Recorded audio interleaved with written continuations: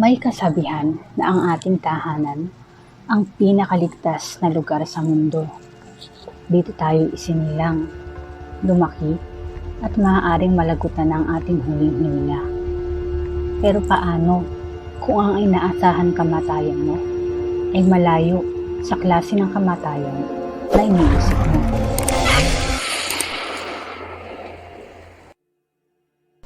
Ang pamilya Gruber ay may isang maliit na farmhouse sa isang liblib na lugar sa Bavaria, Germany, ang Hinterkaifeck Farm.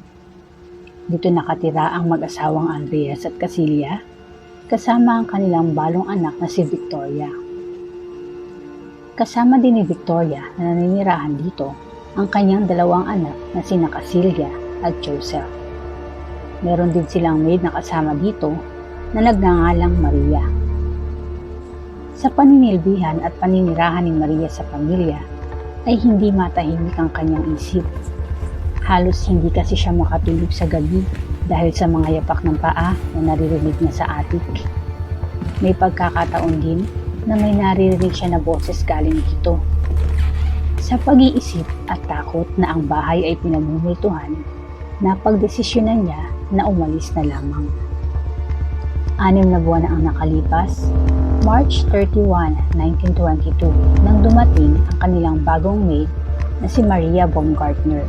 Sa pag-alis ni Maria at sa pagdating ng bagong Maria, ay patuloy pa din ang kababalaghan na nangyayari sa farmhouse. Nawawalang susi ng bahay, mga bakas ng paa sa snow papunta sa kanilang farmhouse nang walang bakas ng pabalik. May pagkakataon din na sila mismo ay nakarinig ng mga yabag ng paa sa atik, pero nang kanilang puntahan ay wala silang makita na tao dito. Sa gabing ito ng araw ng pagdating ni Maria ay nangyari ang tinaguriang The Hinterkaifeck.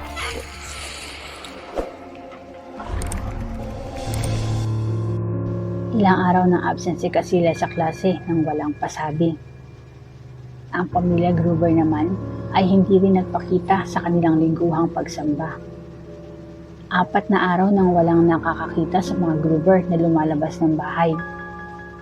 Ang tanging nakikita nila lamang ay ang usok na nagmumula sa farmhouse, maging ang patuloy na ingay ng mga alagang hayop dito kung saan parang may nagpapakain sa mga ito. Napansin ng mailman na hindi nagagalaw ang mga sulat sa mailbox ng mga Gruber, kaya napagdesisyonan ng mga kapitbahay na puntahan na ang bahay ng mga ito. At dito na nga bumulaga sa kanila ang karumal-tumal na sinapit ng mga nakatira dito. Sa kamalig ay nakahandusay at pinagpatong-patong ang mga katawan ng 4 na miyembro ng pamilya. Sa crib ni Joseph ay ang kanyang dugoang katawan, at sa kwarto ng bagong dating na si Maria ay ang kanyang wala na ding buhay na katawan. Ano ang nangyari sa gabi ng araw ng pagdating ni Maria sa farm? Lumabas sa investigasyon na si Andreas, Casilia, Victoria at ang batang si Casilia ay isa-isang pinatay sa kamalig. Di umano, ang killer ay isa-isang pinapunta ang mga ito sa kamalig dahil sa hindi mapalagay ang mga ito sa ingay ng mga hayop na nagmumula dito. Ngunit ang ideyang ito ay hindi tumugma dahil sa mga sumunod na ginawang investigasyon, hindi mo maririnig ang sigaw ng isang tao galing dito sa kanilang bahay. Hindi mo na naisin na makita ang karumal-dumal na itsura ng mga katawan nila. Ang kanilang mukha ay sobrang wasak dahil na rin sa dami ng hagupit sa kanilang ulo. Ang nakatatandang si Casilia at ang anak nito na si Victoria ay kinakitaan din ng strangulation bukod sa mga butas sa kanilang mga ulo, galing sa ilang beses na paghagupit ng isang matalas na bagay ng killer sa kanila. Ang asawang si Andreas naman ay nakalabas na ang pisngi gawa ng sobrang lakas ng pagkakahampas dito. Ang batang si Casilia naman ay sinasabi na hindi agad namatay. Ayon sa ulat, siya ay nanatiling buhay sa kamalig kasama ng mga nanlalabig na katawan ng mga ito at sobrang takot ay sinabunutan ang kanyang sarili hanggang sa malagas ang kanyang buhok at tuluyang malagutan ng hininga.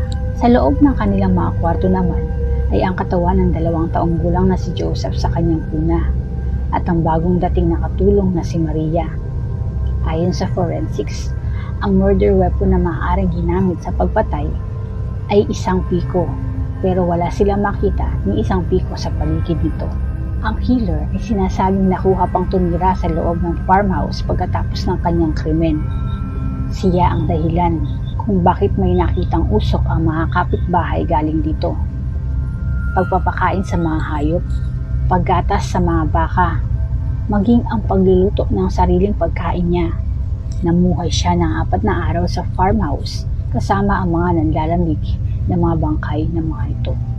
Sa unang investigasyon, sinasabi na maaaring pagnanakaw ang motibo sa krimen, ngunit kalaunan ay inabandona dahil sa nakitang malaking halaga ng pera na hindi nagalaw sa bahay. Tanda niyo pa si Maria? Ang katulong na umalis dahil sa takot na baka ang bahay ay pinagmumultuhan. Nang tinanong siya ng mga kapulisan, sinabi niya na bukod sa mga ingay na naririnig niya, ang pakiramdam na parang siya ay laging pinagmamasdan ang isa pa sa dahilan kung bakit siya ay umalis ng farmhouse. Ang isa sa pinaka-main suspect ay ang kapitbahay nila na si Lawrence Schlittenbauer. Bago pa ang karumal-dumal na krimen na ito, ay kilala na ang mga Gruber sa kanilang lugar dahil sa incest na relasyon ng mag-ama na si Andreas at Victoria. Sa katunayan, ay nakulong na sila dahil dito noong 1915 at 1920. Bulong-bulungan na hindi uli makapag-asawa muli si Victoria dahil sa sobrang higpit at pangingialam ng kanyang ama na si Andreas. Pinaniniwalaan na si Lawrence at Victoria ay may relasyon at si Joseph naman ang kanilang anak. Di umano, pinatay niya ang pamilya Gruber dahil hinihingan siya ni Victoria ng pera para kay Joseph. Pero hindi siya naniniwala na siya ang ama nito dahil maaaring ang ama ni Joseph ay ang kanyang mismong lolo na si Andreas. Siya din ang nanguna sa pagpunta at paghahanap sa mga Gruber sa ika-4 na araw kung saan nila nadiskubre ang mga bangkay ng mga ito. Usap-usapan din na siya daw mismo ang nag-report sa mga pulis ng relasyon ni Andreas at Victoria noon. Marami pang haka-haka at pagtuturoan ang naganap sa kung sino ang maaaring killer at kung papaano at bakit nila sinapit ang karumal-dumal na gabing iyon. Ngunit sa huli, dahil na rin sa kakulangan ng matibay na ebidensya, ay wala ni isa man ang napatunayan na may sala. Maraming dahilan kung bakit hindi nila na-solve ang kaso na ito. Ang pinangyarihan ng krimen ay maaaring nabago na or may mga importanteng ebidensya na nawala dahil na din sa mga kapitbahay na nagsipuntahan ng araw na iyon. Ang kanilang mga ulo ay kinuha para pag-aralan dahil maaari daw na makakuha sila ng ebidensya galing dito, ngunit sa kasamaang palad, ito ay nawala. Sinasabi na ito ay nawala dahil panahon ng war noon, or maaari dahil din ito sa kanilang kapabayaan. Kahit anuman yan, nakakalungkot na ang mga nasawi ay pinaglamayan at inilibing ng walang ulo. Pagkatapos ng ilang buwan ay giniba na ang farm at dito ay natagpuan ang pinaniniwalaang murder weapon ng maragim na gabing iyon. Isang piko na nakatago sa attic at isang maliit na kutsilyo na nakatago sa kamali. Huwag kalimutang mag-like and subscribe para updated ka sa susunod nating kwento.